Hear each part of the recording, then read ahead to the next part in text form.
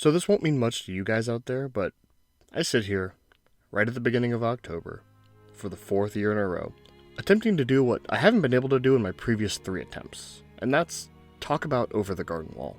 I don't know what it is about the show itself, but every single time September finds itself creeping to an end, this show, it crosses my mind. It's a show made for small children, but me, a 27-year-old man, can't seem to get it off my mind as soon as I get that whiff of autumn in the air. And it's not like I live anywhere where fall even exists. In Florida, we get 2 seasons, hot and slightly less hot, but the show makes me feel like I live in one of those places. It's a hugely special show for me, and I need to make a video about it.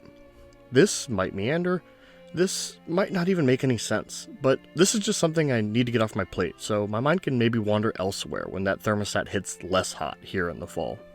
I guess this will be a review, maybe, or a why you should watch if you really want to get technical, but I don't. So I'm just going to call it an outpouring of love. There may be some random spoilers sprinkled throughout, so this is your last chance to go and set aside an hour and a half to watch a fantastic show from start to finish.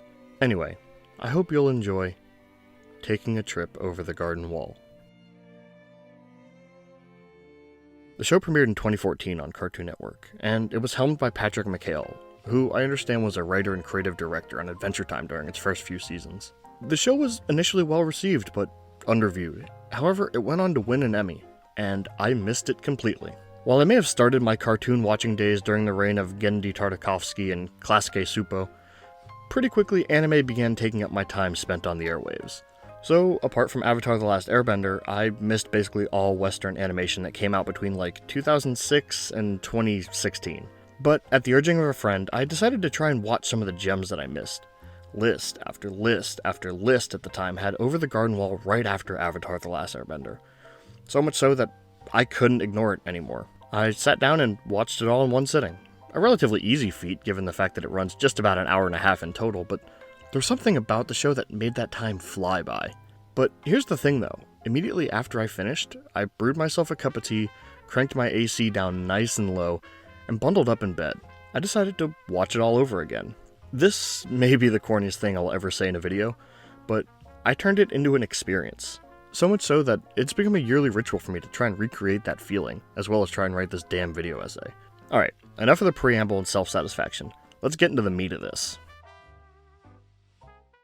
I think the number one aspect that stands out about Over the Garden Wall is the atmosphere. Yeah, the writing and characters and plot are all incredible, and we'll get to them, believe me. But I just have to talk about the atmosphere first. Down to its very building blocks, the show is made to elicit that autumnal feeling. Now, what are these building blocks, you may be asking? There are 3 that spring to mind immediately. It's the color palette, it's the visual symbols, and it's the music. The show works wonders in all the colors of the earth and rainbow. Browns, oranges, muted greens, and blues make up every scene, giving the world a calm, comforting feeling. However, these colors are also representative of death and decay in the autumnal sense, which is used to great effect to contrast the comfort intrinsic in these colors themselves. Of course, these colors find themselves painted onto nearly every symbol that you can imagine humans relating to fall.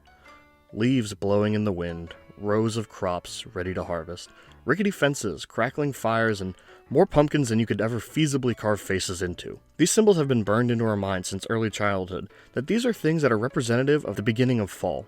The show uses these widely recognized symbols to place the audience in a time and place, metaphorically speaking. It's harkening back to childhood days of playing in dead leaves, going apple picking, and sitting by a fire to warm up on a chilly night. Anecdotally, it's highly effective at doing this. Like I said before, I've lived in Florida my whole life, and never really gotten to do any of these things listed above, at least in the context that we're talking about. But all it takes is a few seconds of any episode to put me in that place that I've never really been to before. Speaking of false nostalgia, Over the Garden Wall uses its music as its last building block for atmosphere, in much the same way that it uses its visual symbols. An OST laden with somber violin melodies and jaunty ragtime piano tunes accompany each moment of the show. It's rare when these tunes aren't playing in the background. But when they are, they're used to firmly cement the audience in a time and place that may or may not even exist. Let's take a look at this scene from Chapter 0. The browns and the oranges of the decaying leaves gives the audience that air of foreboding and primal unease due to our relationship with the coming of winter historically.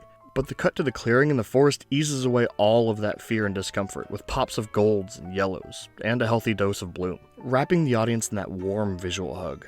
All the while, a somber violin melody plays, Somewhere lost in the clouded annals of history. informing the audience that things may or may not be particularly safe right now, so don't get too comfortable. Using these classical musical instruments and the style of music from a loosely defined quote-unquote good old days, in tandem with all the visual symbols and colors therein, create perhaps some of the most impressively engrossing atmosphere I've ever really experienced. I say impressive because it manages to do all this within the span of a single 10-minute episode, and normally, short 10-minute episodes rip you from all sense of immersion due to the short length and the need to play an intro and outro every time. But I always manage to fall seamlessly back into the mindset the show is looking for as soon as the episode starts. It's honestly a triumph. Alright, enough about the atmosphere for now. I think it's time to talk about these good boys, Wirt and Gregory. The heart and soul of the show, these two brothers, along with their bird companion Beatrice, managed to carry every episode impressively well for such a small cast. Wirt is a bit too tightly wound, often being overly cautious, but he's doing it all for his kid brother to make sure he can keep him safe in this oddly terrifying world of living pumpkins and singing frogs. He's just competent enough to be compelling, but at heart he's a huge dweeb that loves writing poetry for the girl he has a crush on, but he can't seem to find the confidence to say anything. Wirt is a hard character not to root for, or even identify with, especially for someone in their early teens. I'm hard-pressed not to call Over the Garden Wall one huge metaphor for the teenage experience through Wirt's eyes. He's in a strange place, meeting strange people, and having these experiences that are completely foreign to him. But he has enough life experience to understand how strange these things are. His descent into puberty is being conveyed through the unknown. Wirt's brother, Gregory, however, is seemingly your typical goofy kid. He spouts nonsense, greets strangers as if they were family, and gets on his brother's nerves. Wirt is seemingly unaffected by all the strangeness present in the unknown, lending a bit more credence to my whole puberty analogy. His devil-may-care attitude is a lot of fun in a world where you're just begging to meet the next inhabitants. He's a light of hope in all the darkest places in the show, and he goes through some of the most heart-wrenching character growth late in the show that moves me every single time I see it. The classic straight man / goofball routine is often played up to maximum effect in this story, but the show doesn't shy away from subverting this trope by having Wirt crack the odd joke.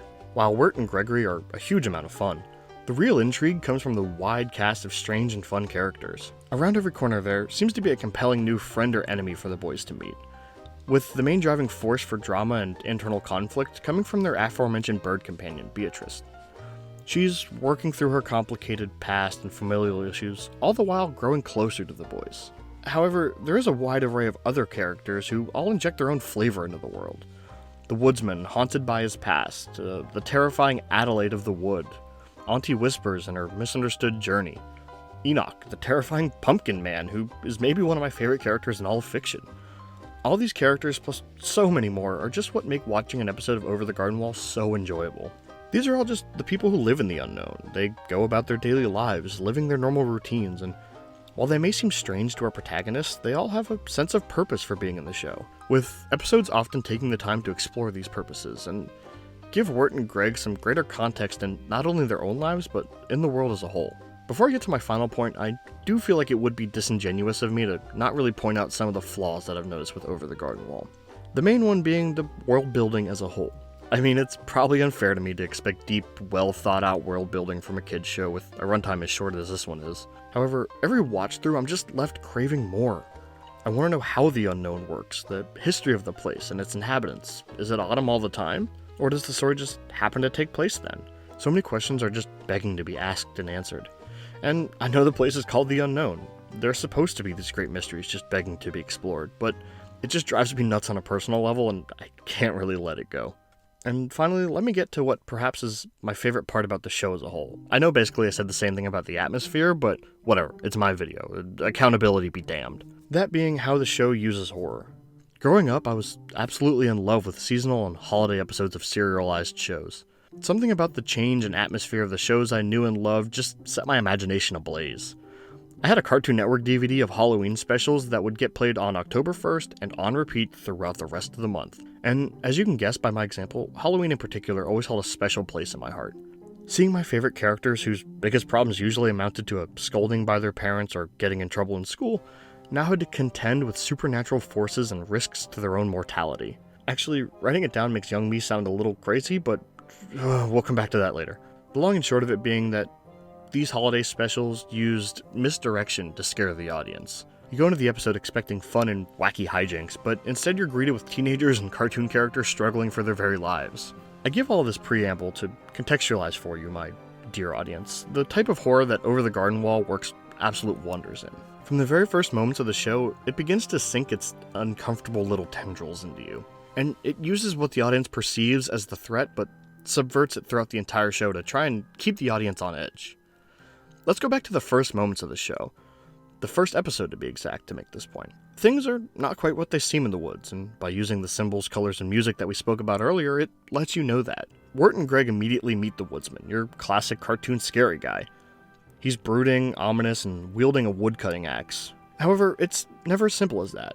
The woodsman is quickly freed of his bad guy status, when he turns out to be just a pretty nice guy who looks scary.